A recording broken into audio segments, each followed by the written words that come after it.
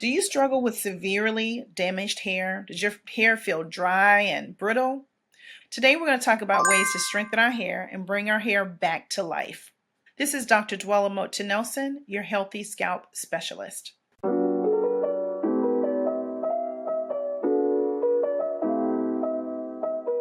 So if you have damaged hair, how did it get that way in the first place? There are 3 ways that I know for sure will make your hair not as healthy as it should be.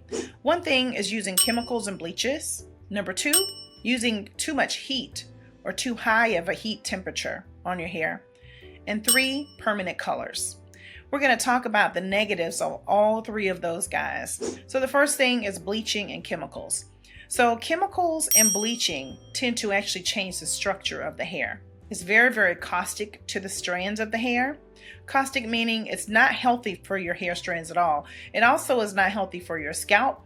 And anything that you put on your scalp is going to go into your bloodstream and it's a part of your body. It then becomes a part of your body processing something that you put on your scalp. So if you're using harsh chemicals or you're using bleaching, although you like that style, that color can be fire with that blonde and those reds can be very bright and vibrant, but you're using a chemical that's really not good for your hair. Bleaching the hair in particular can cause the hair to become very dehydrated. People that have bleached their hair will say, oh, my hair feels brassy, or it feels like straw. It feels like very dry and brittle. That's because bleaching causes the hair to lose moisture, and it's very hard to retain moisture on bleached hair. If you do decide to do bleaching or you do decide to do some type of chemical treatment, you have to make sure that your hair is moisturized, or you will have very dehydrated hair. You will have hair that's brittle. You'll have hair that breaks. You'll see pieces of hair in the sink, not hair that has completed the hair growth cycle, but hair that has been broken off. And that hair can become very, very damaged if it's bleached over and over and over again as well. So we want to make sure that if you decide to bleach, which we don't recommend you doing, but if you decide to bleach, make sure that you're moisturizing your hair and that you're seeing a licensed professional that can help you to keep your hair as healthy as possible. The second thing we'll talk about is heat styling.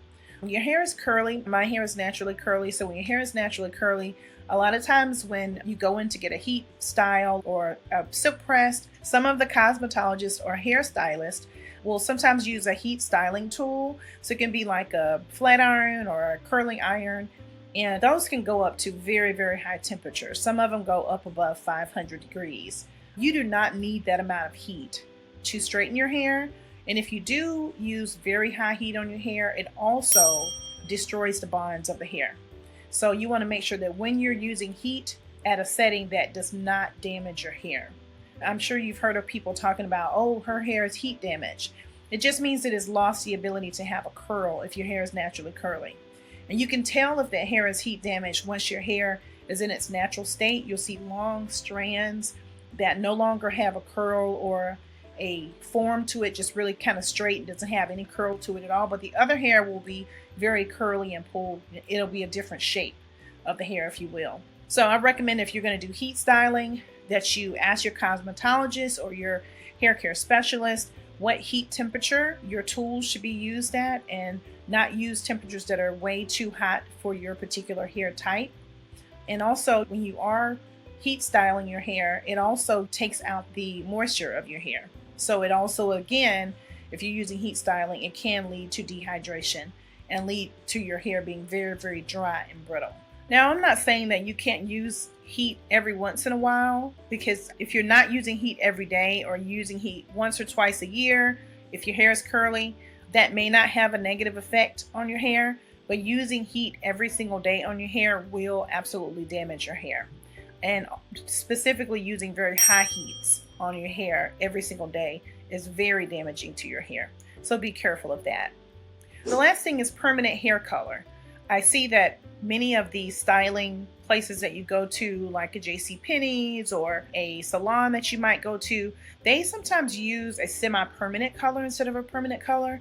A permanent color tends to leave the hair more dry than a semi-permanent color. Again, this is the third thing that we're talking about that really dries your hair out, is permanent color. So you want to make sure that if you're getting a permanent color into your hair, that you talk with a hair specialist that can give you insight on ways to keep your hair healthy and keep your hair moisturized and hydrated when you've used a permanent color in your hair. You may wonder, once you have heat damage on the hair, if it can be reversed. There are lots of new companies that are out now that have products that are able to reverse and repair some of those bonds in the hair.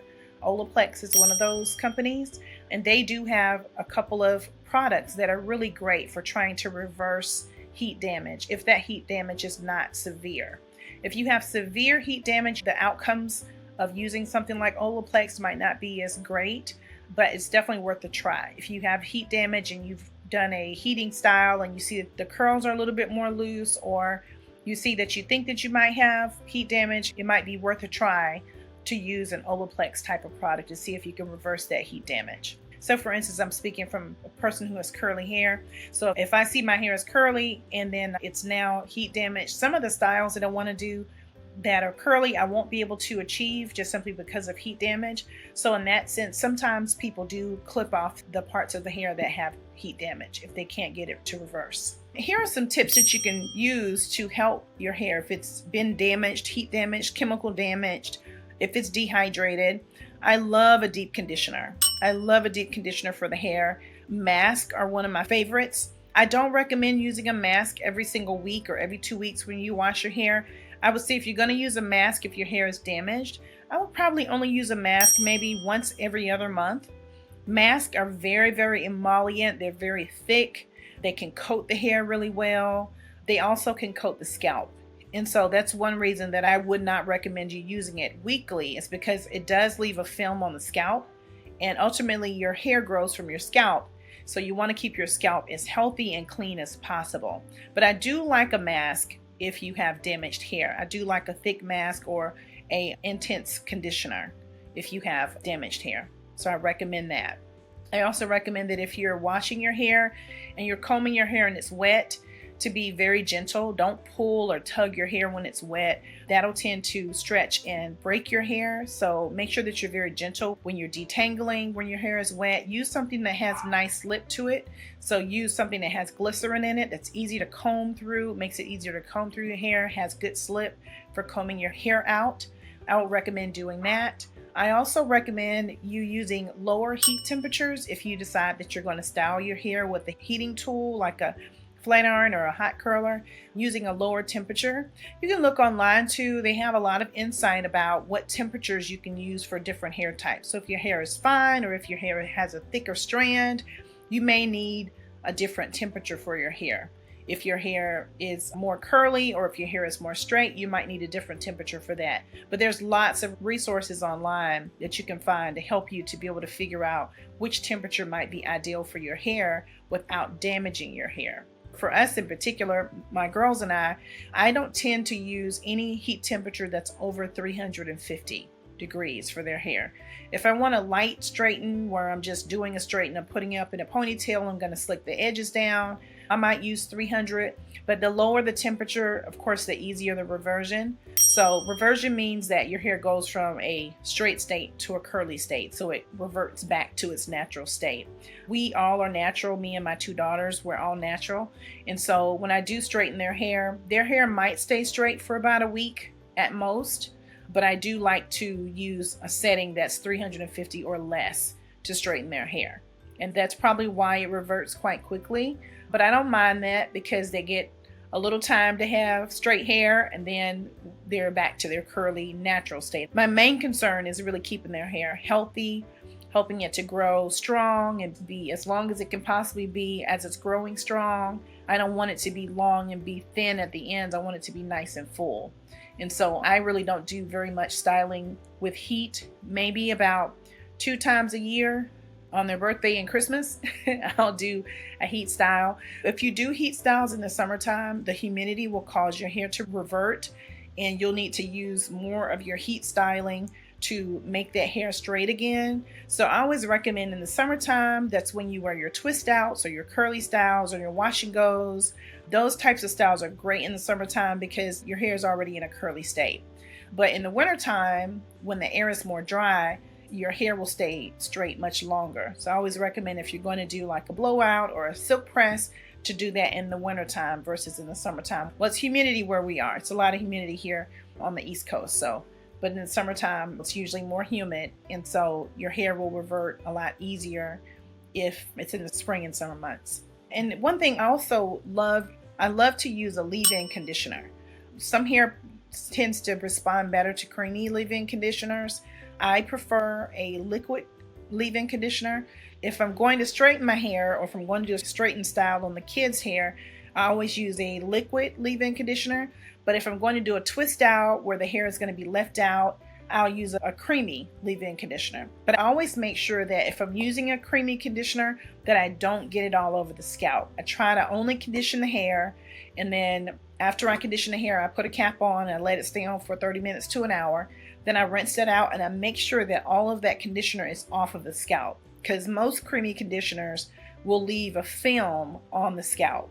So with the leave-in, that one you would leave on the hair, but you also want to make sure that you're not leaving it on the scalp. So you might use like a quarter size amount of that leave-in conditioner and work it through the hair, but make sure that you're not rubbing it down into the scalp, because that leave-in conditioner is going to stay on the hair. And when you do your styling, that's going to stay on your hair as well. So that's kind of explaining the difference in a leave-in conditioner versus like a mask or like a intensive moisturizing conditioner. A mask is something that you put on for a time period, you let it stay on with the cap, and then the leave-in conditioner is something that you would leave in for a little bit of time and then you would style it in the hair. You don't rinse it out.